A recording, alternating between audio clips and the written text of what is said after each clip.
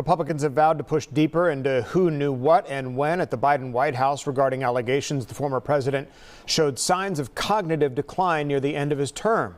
Under the microscope is his use of an autopen to sign documents without his actual physical signature.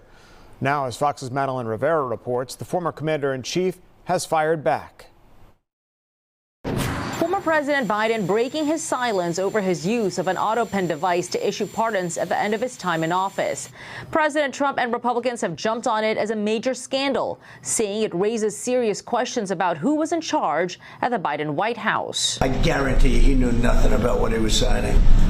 I guarantee it. President Biden firing back at his critics over the weekend in an interview with the New York Times, saying he used an autopen to sign the clemency warrants because there were so many of them, but that he, quote, made every decision.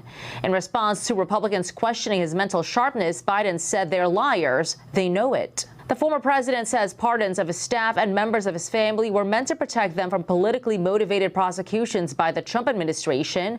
Some of his former staffers have been coming to his defense. Of course, it makes no sense that he would physically sign 4,000 documents. What's important here is that he says, I made the decisions. What he's saying is the autopen just executed those actions. Last week, the former president's doctor testified on Capitol Hill in a deposition to the House Oversight Committee, but his answers didn't shed much light after he pleaded the fifth to nearly every question.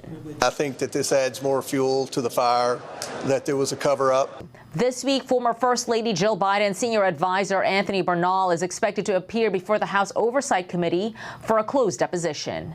In Washington, Madeline Rivera, Fox News. Mexico. If you have an Amazon Alexa-enabled device in your home, ask her to enable the Fox 5 Atlanta skill so you can get local updates anytime straight from Fox 5.